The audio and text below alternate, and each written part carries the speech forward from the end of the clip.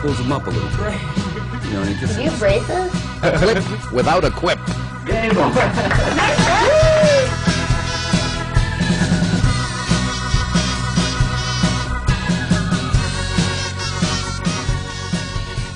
Hey, how's it going? I'm Boaz Frankel, and welcome to this week's weekly web show, Clips and Quips style. Now, first up today, I'd like to thank Joyce, who wrote in from Moose Jaw, Saskatchewan, saying how much she liked the Rupert Grint interview.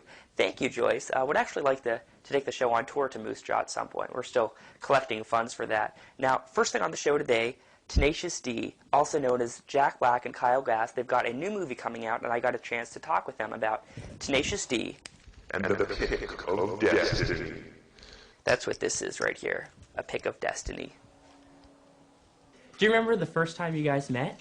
Yeah, it was in a friend's apartment, and I was singing a song to a beautiful lady who is actually a good friend of ours. Who's in the movie?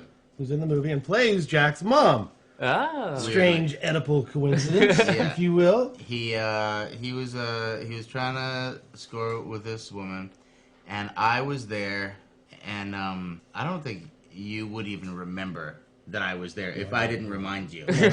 So you don't understand. You had a rep coming in. Right. Check out the sky. And then Tenacious D was born soon The afterwards? D was born Actually, a couple we years were- after that. Yeah, we were friends we were hanging for a while before Yeah. it actually gelled into an act. And then this movie's been in the works forever. Like, I feel like every time I read your bios for, like, other stuff you were doing, they're like, they're also working on a Tenacious D movie. And then, like... Well, we've often said, we will serve no D wine until it's D time. I don't like to say serve, but Oh shit, what is it? I think it's there will be no D wine yeah. Oh. until it's D Okay. time. All right, well, I got it now. Serve is fancy, but I don't want to serve Right. anyway. There just will There be won't no. There won't the be existence. There are none. So, like, what powers came together that finally sort of made this movie a reality? The story, I think, was the main thing. We had to figure out what it was exactly. It came to a break-or-make point. Flip that. Make a break. And it was like, it's now or never. A Baker make moment. And then we made a breakthrough that was basically, let's just tell the story of the D, the true story. Biopic style. Nice. Now, of course, we lied a lot. Right. A lot of the shit didn't happen.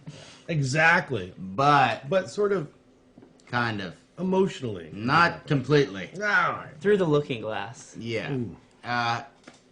But with that structure, we were able to just let it spill. And it kind of wrote itself once we committed to that. And then once you got on set, were you improvising a lot or mostly sticking to the script? Well, since we wrote it, any improv is a rewrite. Yeah. It was pretty much stuck to the script. There were sections where it was, Yeah. now you guys just go crazy. Yeah, I heard so that. we would make shit up. But we would rewrite it all the time to put it in our own voices. So by the time we got there, it would probably be the way we'd want to say it anyway. Nice. And because this is sort of musical-oriented, I wanted to present you guys with Clips and Quips Kazoos, which is sort of our show. Oh, thank you so That, much. you know, maybe you could, do a little jam. I think you might want to... not to critique your kazoo playing. Hold on.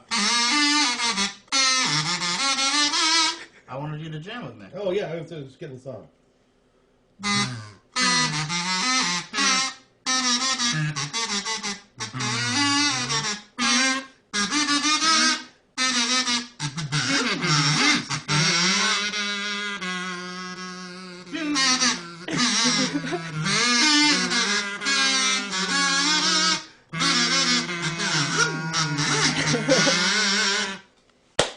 What's the name of the show? That was awesome. Clips and Quips.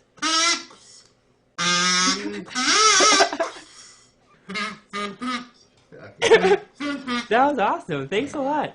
Tenacious D And the pick of destiny. will be in theaters very soon. Now, you probably remember Joey Lauren Adams from a lot of her acting roles in Kevin Smith's movies. I got a chance to talk with her about her directorial debut called Come Early Morning. So, when you first wrote this, the main character was supposed to be played by you. Mm-hmm. So how did, Ashley Judd steal your part? It was good. It took 5 years to get the money, and in that time, I decided that I wanted to direct. Mm-hmm. And for a while, I was going to do both, and then, I came to my senses and realized there's no way I could do both. Because nobody likes those people.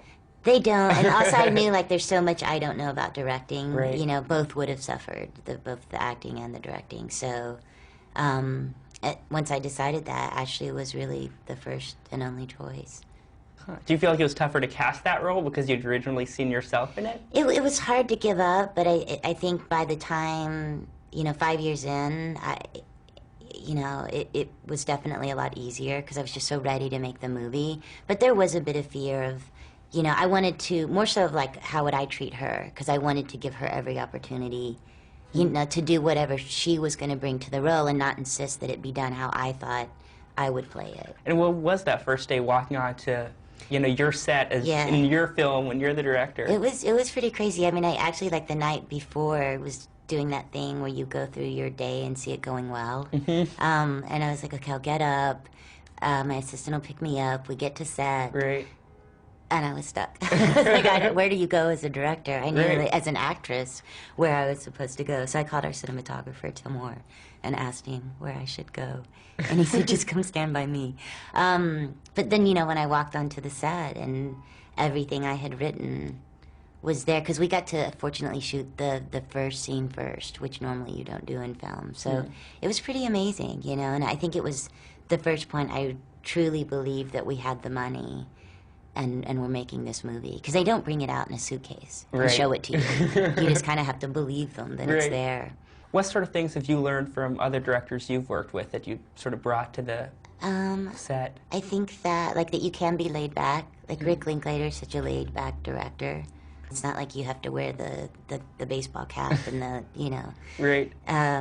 But sadly, I've learned the most about directing from bad directors, because that's when you sort of you sit in your trailer for 6 hours and Right. you come out and you're like, why am I sitting in my trailer for 6 hours? Wow. And you look at the shot list and that's when you really question. When things are going well, you don't question, you just trust.